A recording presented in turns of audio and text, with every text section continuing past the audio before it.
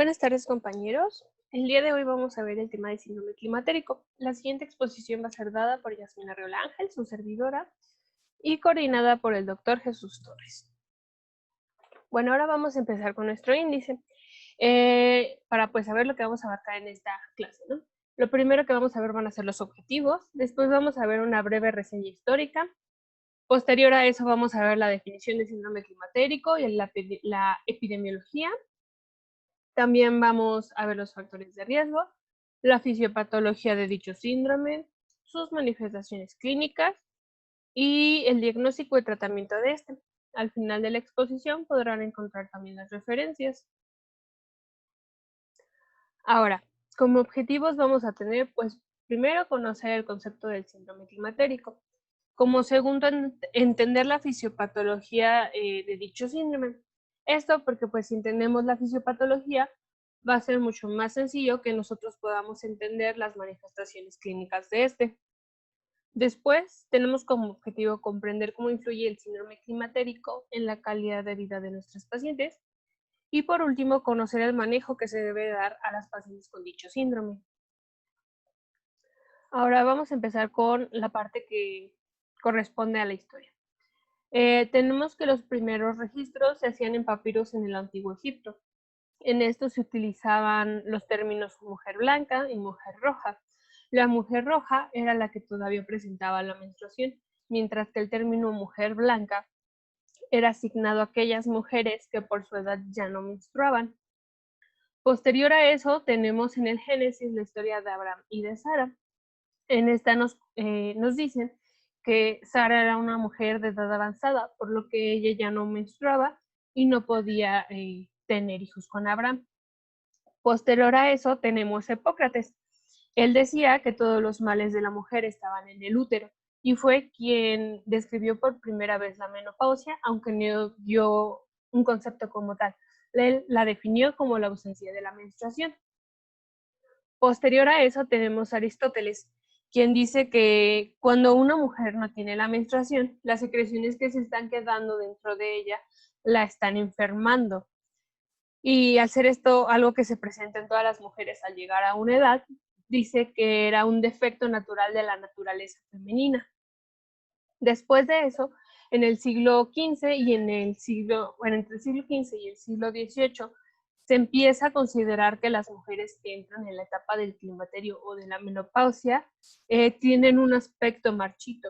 Esto influye en la forma que las ve la sociedad, por lo que incluso en los relatos literarios u obras de arte como pinturas, se puede ver reflejada esta apreciación de cómo se veían las mujeres. Después de eso, para el Renacimiento, tenemos que cuando una mujer entraba en esta etapa del climaterio y de la menopausia, se consideraba que ella caía en una muerte social. Eso porque ya no era una mujer joven, ya no era mujer atractiva y disminuía su deseo sexual y su deseo de atracción. Así que el envejecimiento ya no la hacía ver tan bella como antes. Ya para el siglo XVIII, empiezan a cuestionar si la menopausia es algo que necesita un tratamiento o algún manejo, o si es mejor dejar que siga con la historia natural, por así decirlo. Para el siglo XIX tenemos que la peri y la posmenopausia se empiezan a considerar como una enfermedad. Esto porque se vio que además de la ausencia de la menstruación, las mujeres en esta etapa presentaban trastornos psíquicos y trastornos emocionales. Posterior a eso tenemos a Jardin, que da el primer concepto de menopausia. 5 años después, este se va a cambiar por menopausia y la traducción a nuestro idioma sería la menopausia. En 1845 tenemos a Colombard. Él decía que una vez que una mujer entra en esta etapa en la que deja de menstruar, esto nos lleva a una infertilidad. Entonces, al no poder procrear o tener hijos, es como si ella dejara de existir para la especie humana. En 1912 tenemos a Freud, quien empieza a describir que en esta etapa las mujeres también podían presentar la aparición de una neurosis y angustia. Para 1981 tenemos que la OMS va a dar el primer concepto de posmenopausia, el cual pues lo define como el periodo que va a seguir a la menopausia. En 1991 tenemos a Chile, quien dice que el periodo del climaterio y la menopausia y todos los procesos que acompañan a esto es un recordatorio para la mujer del proceso de envejecimiento y de la infertilidad que está teniendo. En el 2003, Charlton dice que la menopausia es una enfermedad y que por ser una enfermedad debe ser tratada. Él es el primero que habla sobre dar un tratamiento o una terapia hormonal de reemplazo a estas pacientes y de los estudios que se tienen que estar realizando constantemente como parte de un monitoreo, como las mastografías.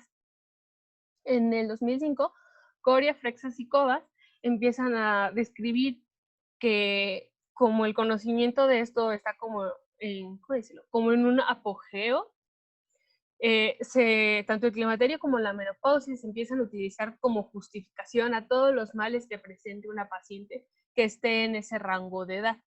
Sea cual sea la sintomatología, lo utilizaban como una justificación. Ya para el 2012 tenemos a Lozano. Él dice que todos los procesos como la atrofia de la mucosa vaginal, la ansiedad, la depresión, la irritabilidad, todos los procesos que acompañan a la mujer durante el climaterio y la posmenopausia llevan a la conceptualización de la desvalorización de la mujer. Ahora, entrando al tema como tal, pues vamos a tener primero dos definiciones. La primera, pues, es la de climaterio.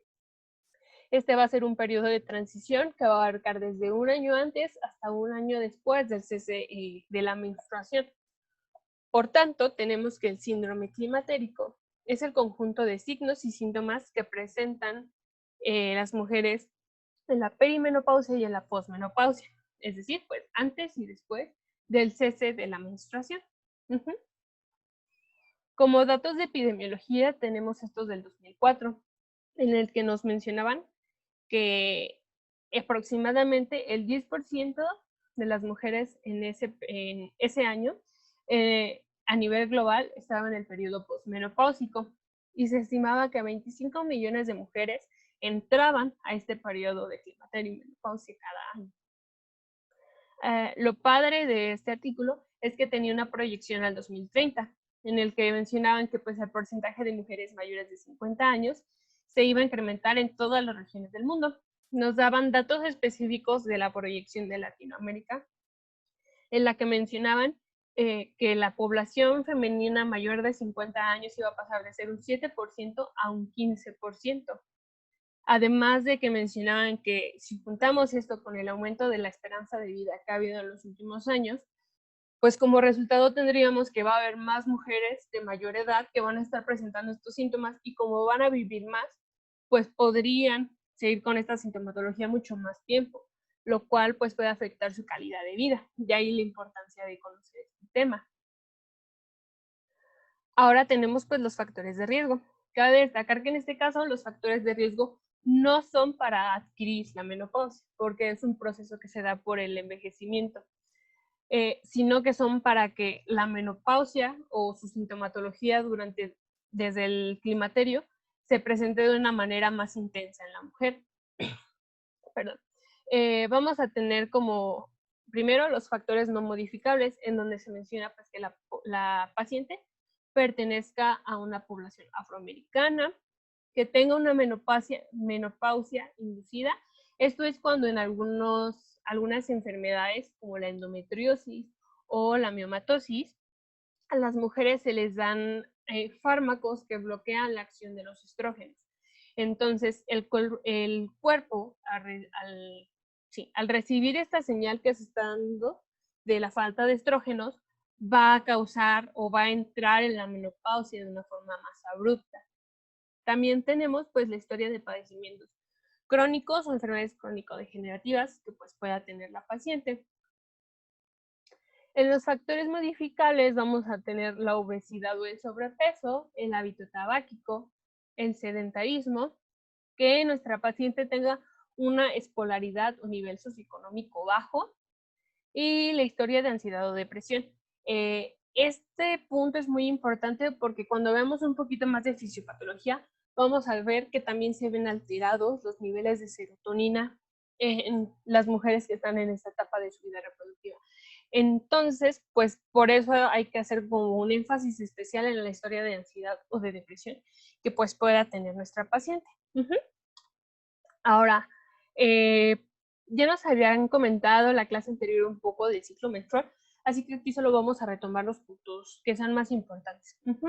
Vamos a ver que el ciclo menstrual va a componerse de un ciclo ovárico y un ciclo uterino o endometrial. Sabemos que del día 0 al día 14 vamos a tener la fase folicular o proliferativa y que del día 14 al 28 vamos a tener la fase secretora. Entonces, pues el ciclo ovárico va a tener 4 fases. La primera va a ser la foliculogénesis, la segunda la ovulación, la tercera la formación del cuerpo lúteo y la cuarta pues la degeneración o muerte de ese cuerpo lúteo.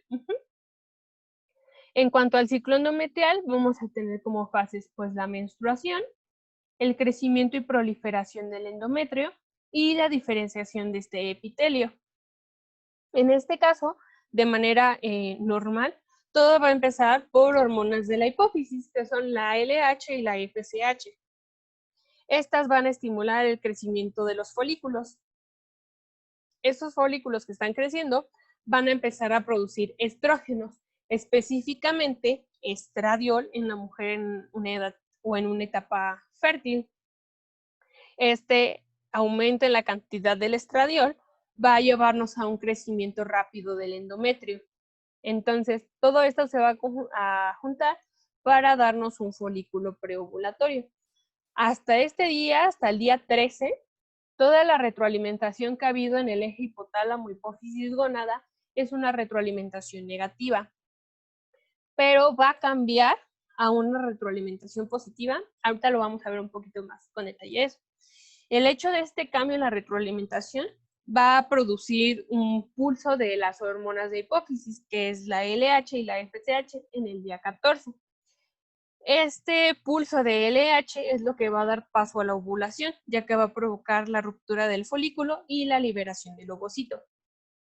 Posterior a eso sabemos que pues, los restos de este folículo van a formar el cuerpo lúteo y este va a empezar a secretar progesterona. Por eso es que aquí vemos esta curva de progesterona en la fase lútea.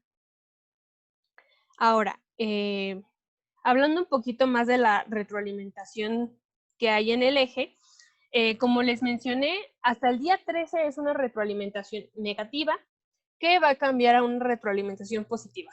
¿Esto por qué? Bueno, me regreso tantito.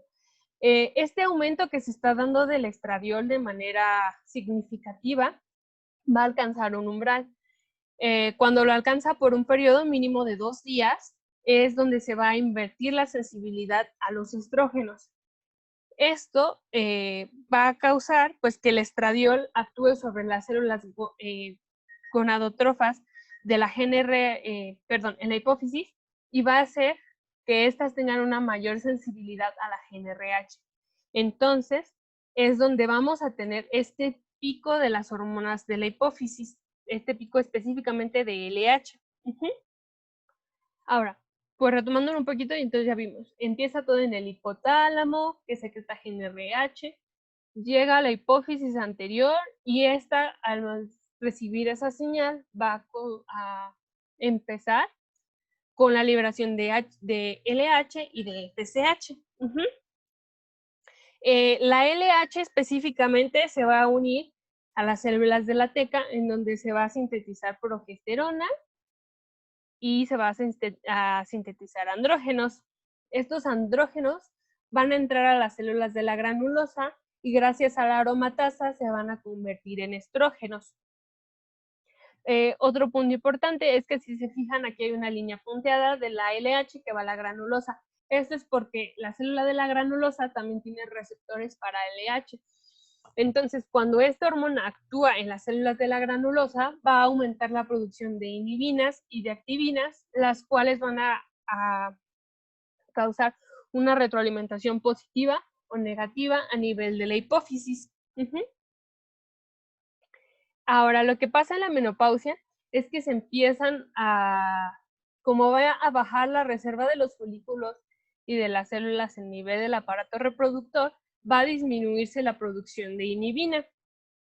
Para tratar de compensarlo, se van a aumentar los niveles de FSH y vamos a ver que los niveles de estrógenos, específicamente en este caso pues el estradiol, va a estar en niveles normales o van a empezar a estar bajos. Esta disminución de los niveles de estrógenos nos va a causar un acortamiento de la fase folicular dependiente de estas hormonas, por lo que los ciclos menstruales de las mujeres cuando empiezan a presentar este déficit hormonal van a ser más cortos. Ahora, vamos a ver pues que la FSH se va a aumentar debido a la atresia folicular.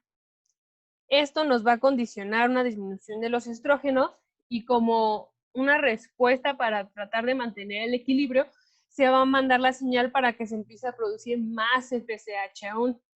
El problema aquí va a ser que por la edad de la mujer, la reserva folicular ya está disminuida. Entonces, no hay folículos suficientes para cubrir la demanda que se está pidiendo de la FSH. Al estar afectado de esta forma el eje hipotálamo-hipófisis gónada, se va a empezar a hacer una conversión periférica de las hormonas. Esto pues va a pasar más en los adipocitos. Ahí es donde la androstenediona se va a transformar en estrona. Entonces, como en este caso en la mujer con climaterio o menopausia se va a dar más esta conversión periférica, el estrógeno predominante en estas mujeres va a ser la estrona. Ahora, también vamos a tener, esto ya lo vimos, ¿no? Por la edad de la paciente va a disminuir la cantidad de folículos y eso nos va a llevar a una disminución de los estrógenos, de la progesterona y de la inhibina. De las primeras manifestaciones que nosotros vamos a ver, pues va a ser el cese del ciclo hormonal endometrial. Es decir, pues el cese de la menstruación, que se va a manifestar clínicamente como una amenorrea. También vamos a tener una anovulación. Esto se va a reflejar como una infertilidad. Además de eso, vamos a tener una afectación al metabolismo de los lípidos. Esto porque la disminución del nivel de estrógenos va a favorecer la disminución del HDL y el catabolismo del LDH a nivel del hígado. Entonces, al estar afectado este metabolismo, predispone a nuestra paciente a una enfermedad cardiovascular, específicamente a una cardiopatía isquémica. Por eso es que hemos escuchado muchas veces que nos dicen que al pasar esta etapa las mujeres tienen el mismo riesgo de sufrir una enfermedad cardiovascular que los hombres. También vamos a ver que se afecta el mantenimiento del equilibrio óseo. Esto igual por la disminución de los estrógenos. Estos normalmente inhiben la resorción ósea y van a aumentar la liberación del factor de crecimiento transformante beta en los osteoblastos. Este proceso pues lo que hace es que favorece la reabsorción ósea. Entonces pues si ya está disminuido esta hormona y disminuye el equilibrio del mantenimiento óseo, se predispone a la paciente a una osteoporosis. Si además de esto tenemos algunas interacciones sociales, ambientales y alteraciones en los neurotransmisores, es donde nuestras pacientes empiezan a referir molestias cardíacas, musculares y articulares, o empiezan a presentar insomnio, irritabilidad y ansiedad. De igual manera, como se ven afectados los neurotransmisores, hay una disminución en los niveles de serotonina. Esto se puede manifestar clínicamente como una depresión. Vamos a ver que todo esto va a afectar al hipotálamo, el cual va a tener un desajuste en su centro regulador, por lo que en una manera de tratar de compensarlo va a liberar dopamina y noradrenalina. A su vez, va a haber un estímulo en receptores pre- y postsinápticos, lo cual va a condicionar una vasodilatación, una disminución de la temperatura y un estímulo de las glándulas sudoríparas. Todo esto nos va a llevar a una de las manifestaciones clínicas más características en las pacientes, que son los bochornos. De igual manera, vamos a ver que en esta etapa las pacientes suelen presentar una disminución de la libido. Y también van a presentar cambios atróficos en vejiga, en el trigono uretral y a nivel vaginal. Esto igual por la deficiencia de estrógenos. Al estar esta hormona disminuida, va a impedir que se dé la formación de todas las capas celulares del epitelio a nivel de la vagina. Entonces, además de eso, se va a disminuir la colágena, la vascularización y la secreción, lo que va a condicionar una fragilidad en la mucosa vaginal. También se va a ver afectado el pH porque dicen que se va a alcalinizar y va a haber una lubricación deficiente. Entonces, ahí es donde nosotros podemos ver que nuestros pacientes van a presentar disuria, dispaneuria, sequedad vaginal y en ocasiones también prurito vaginal. Hablando un poco más de los síntomas vasomotores, que suelen ser de los que más se quejan las pacientes, pues ya vimos que todo va a empezar porque a cierta edad va a haber una disminución de la reserva folicular. Esto nos va a condicionar una disminución de estrógenos, de progesterona y de inhibina. Como ya vimos, esto también va a tener repercusiones a nivel hipotalámico. Se va a intentar subir la temperatura corporal mediante mecanismos reguladores de temperatura. Esto va a causar que se empiece a liberar noradrenalina y se va a disminuir la actividad simpática adrenérgica y el tono vasomotor, lo que va a condicionar una vasodilatación. De manera simultánea, se va a dar la liberación de dopamina, la cual va a actuar en 3 receptores. El receptor D2 inhibitorio en células lactotrofas, el receptor D1 y el receptor D2, que son pre- y postsinápticos. Específicamente este, que actúa sobre células lactotrofas, va a condicionar una hipoprolactinemia. Entonces, al estar disminuidos los niveles de prolactina, va a haber una disminución también de la progesterona y un aumento de la LH. Este desajuste hormonal, por así decirlo, junto con la vasodilatación, es lo que nos va a condicionar la aparición de los síntomas vasomotores en las pacientes. Ahora, en las manifestaciones clínicas vamos a ver pues, que las pacientes van a presentar trastornos menstruales, dentro del cual ya vimos el más común, pues va a ser la menorrea. También van a presentar síntomas vasomotores, como los bochornos y las sudoraciones. También suelen tener manifestaciones geniturinarias, algunos trastornos psicológicos, como cambios en el estado de ánimo, como depresión, ansiedad, y pues algunas incluso presentan alteraciones del sueño. Además de eso, pues ya mencionamos por el efecto de las hormonas, la paciente va a tener una predisposición a presentar enfermedades cardiovasculares o algún proceso de osteoporosis al verse afectado el mantenimiento óseo por los niveles disminuidos de estrógenos. El diagnóstico del síndrome climatérico básicamente es clínico. Todo se va a basar pues, en la historia clínica que nosotros hagamos, la cual debe ser orientada y fundamentada en los trastornos menstruales, en los síntomas vasomotores y en las manifestaciones geniturinarias.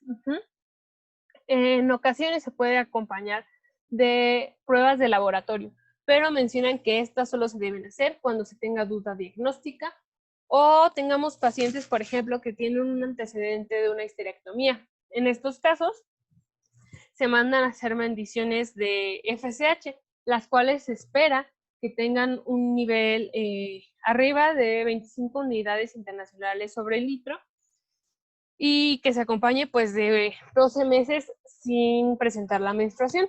También se pueden hacer mediciones de estradiol y de hecho cuando consultan la guía de práctica clínica, esta nos menciona que también se pueden hacer mediciones de la hormona antimuleriana porque pues esta nos ayuda a ver la reserva folicular ovárica que tiene la paciente.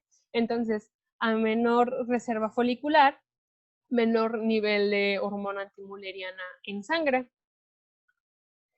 También se puede utilizar la estadificación o clasificación de Straub. Esta básicamente va a darnos criterios para clasificar las etapas de la vida reproductiva de una mujer. Y podemos, bueno, suele ser útil para determinar cambios a nivel ya sea clínico o a nivel endocrino. Básicamente, en esta, pues va a iniciar con la menarca. Tenemos también el periodo de la transición o menopausia y la posmenopausia. Aquí pues vamos a considerar varios aspectos, por así decirlo. Tenemos que ver pues en qué etapa estás en la vida reproductiva, la transición o la posmenopausia. Va a haber criterios principales como las características de los ciclos menstruales. Por ejemplo, aquí iniciando la menarca suelen ser regulares o irregulares. Aquí pueden llegar a ser ciclos menstruales irregulares, ya que el sistema reproductor aún no está, aún es inmaduro, por así decirlo. En el caso que nos, o en la etapa que nos interesa, mejor dicho, que es la transición a la menopausia, podemos ver que las pacientes pueden presentar la duración variable del ciclo mayor a 7 días, diferente al ciclo que han presentado de manera normal, o periodos de amenorrea mayores de 60 días. En los criterios de soporte se van a considerar los niveles hormonales. Por eso es que vamos a ver que aquí se coloca la FSH, la hormona antimülleriana y la inhibina B. Muy rara vez se utiliza, pero también se puede utilizar la cuenta folicular antral. Y en las características descriptivas vamos a considerar los síntomas. Aquí viene un poquito de lo que les comenté en la epidemiología. Si se fijan, los síntomas vasomotores, que suelen ser los que más refieren y los más molestos como los bochornos, no solo se van a presentar en esta etapa de transición a la menopausia, sino que pueden seguir presentándose después de la menopausia. Ahora, a todas las pacientes se les debe hacer una evaluación integral que incluya los siguientes estudios. Una citología cervicovaginal para descartar cáncer cervicouterino, un perfil de lípidos para detección oportuna de riesgo de alguna enfermedad cardiovascular, una glucosa sérica para evaluar si hay un aumento de la resistencia a insulina. Estos dos también nos van a servir en conjunto para evaluar si nuestra paciente presenta síndrome metabólico. Tenemos también la mastografía basal y el ultrasonido pélvico. Estos en general son en pacientes con las que se inicia un tratamiento hormonal, ya que debemos estar haciendo un chequeo constante, por así decirlo. En el caso de la mastografía es porque pues este tratamiento hormonal aumenta el riesgo de que las pacientes presenten cáncer de mama. Y el caso del ultrasonido pélvico es porque en este caso aumenta la probabilidad de que las pacientes presenten hiperplasia endometrial. También se debe hacer un examen general de orina para descartar alguna infección vaginal, una TH sérica, esto para descartar que la menorrea que presenta nuestra paciente sea una menorrea secundaria a otra patología del sistema endocrino, como puede ser un hipotiroidismo. Y por último, una densitometría ósea para valorar el riesgo que puede presentar nuestra paciente de padecer osteoporosis. Ahora, para el tratamiento vamos a ver que lo primero es el estilo de vida de nuestra paciente. Se deben hacer algunas recomendaciones para esto o algunos cambios de ser necesario. Incluyen estos rubros. En el primero tenemos o nos hablan sobre el abuso de sustancias, en el que mencionan que la paciente debe dejar el hábito tabáquico y dejar el consumo de alcohol. En la prevención de lesiones mencionan el uso del cinturón de seguridad y de algunos otros instrumentos con el fin de evitar caídas y otras lesiones, porque pues como ya lo mencionamos, son pacientes que están predispuestas a una osteoporosis y por tanto su riesgo de fractura es mayor al de un paciente en otras condiciones, por así decirlo. También se deben hacer cambios en cuanto a la dieta y al ejercicio. Aquí nos mencionan que se debe limitar el consumo de grasa y de colesterol, se debe mantener un equilibrio calórico y la dieta de las pacientes en estos casos se debe basar en granos enteros, en frutas, verduras, un consumo adecuado de agua y se debe resaltar la importancia de que la paciente tiene que hacer ejercicio de manera regular.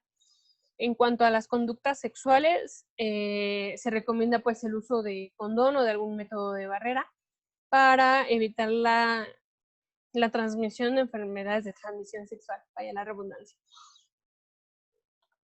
Ahora, en el tratamiento farmacológico vamos a tener el tratamiento hormonal primero. ¿Por qué? Pues porque este es el de primera línea. Puede ser de estrógenos o de progestágenos o combinados.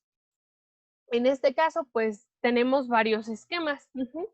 Tenemos como primer esquema la terapia cíclica, en la que se dan estrógenos 1 a 25 días, más el progestágeno en los últimos 10 a 14 días de haber iniciado pues estos estrógenos, ¿no? También vamos a tener un esquema cíclico combinado, en el que se van a dar estrógenos de 1 a 25 días con progestágenos y de 1 a 25 días estrógenos. Después tenemos un esquema continuo cíclico, o también lo pueden encontrar en otras bibliografías como secuencial, y es el mismo esquema exactamente. En este caso se van a dar estrógenos de manera diaria junto con progestágenos durante 14 días, y el periodo va a ser de 2 a 6 meses, dependiendo de la paciente. También se puede dar un esquema continuo combinado, en el cual se va a dar estrógeno más progestágeno diario. No va a haber aquí ningún día de descanso, y siempre se van a administrar los dos, estrógenos y progestágenos. Después tenemos un esquema intermitente combinado, en el que se van a dar estrógenos de manera diaria y progestágenos. Y se van, aquí en este caso, como es intermitente, sí se van a dar 3 días de descanso. Algo muy importante para dar una terapia hormonal es que debemos considerar la edad de la paciente, la dosis que vamos a administrarle y pues la vía que vamos a utilizar. En el caso de que sea vía oral, podemos darle a la paciente estrógenos conjugados o combinados con acetato de medroxiprogesterona. También podemos darle etinilestradiol con acetato de noretidrona, estradiol con orgestrel, y en el caso de que la paciente prefiera la vía transdérmica, se puede dar estradiol con levonorgestrel o estradiol con acetato de noretidrona. Por eso es que depende también la vía de administración que nosotros utilicemos.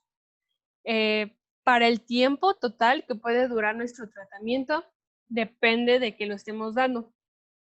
Se menciona que cuando nosotros estamos dando una terapia solo de estrógenos, se recomienda que sea un periodo menor a 3 años.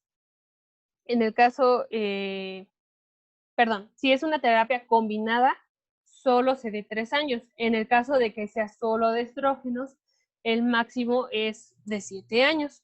Pero todas las pacientes que tú les estés dando un tratamiento hormonal, los primeros 3 a 6 meses se les debe hacer un seguimiento más estricto. Esto porque debemos evaluar la eficiencia que está teniendo nuestro tratamiento, el apego que tiene la paciente al tratamiento, y si no han padecido algunos efectos secundarios con el tratamiento que nosotros les estamos dando. A veces pues suele ser más tardado que 6 meses, pero por si empiezas a ver por ahí algunos datos que te hagan sospechar que tu paciente está presentando algún efecto adverso.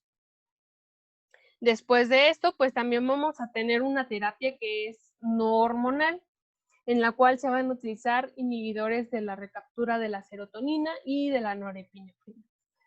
Los 3 fármacos que menciona la guía de práctica clínica en este caso es la desvenlafaxina, la venlafaxina y la clonidina.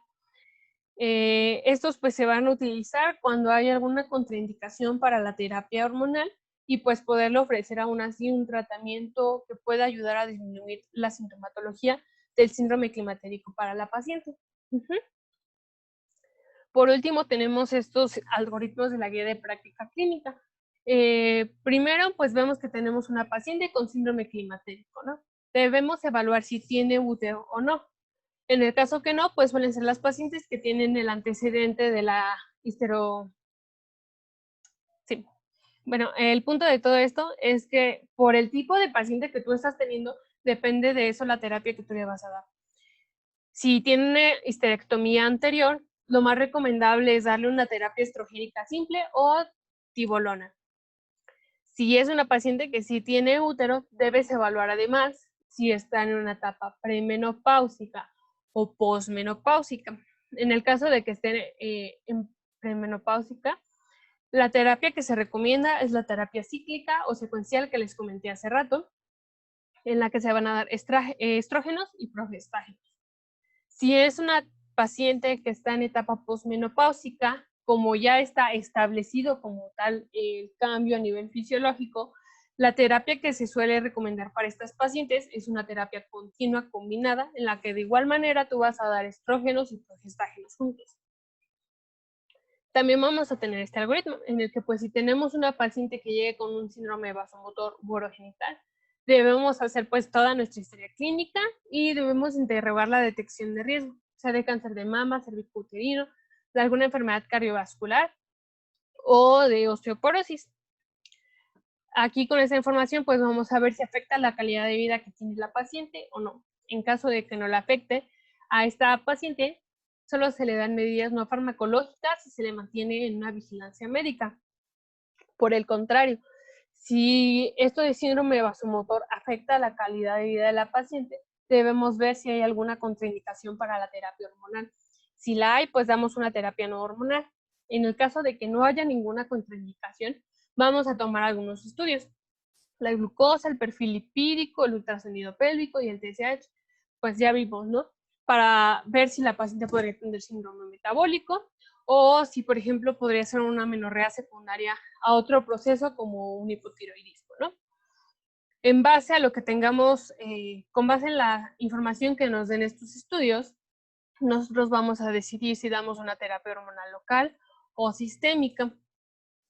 De ahí, pues, tenemos que cuestionarnos o ver si hay una mejoría clínica con nuestra paciente. Si la hay, ya solo le vamos a hacer un seguimiento periódico, cada que lo estimemos, al menos una vez al año. En caso de que todavía no haya una mejora clínica con el tratamiento hormonal que nosotros le estemos administrando, tenemos que referirla al siguiente nivel de atención a una especialidad, en donde pues se le va a dar una terapia hormonal más individualizada.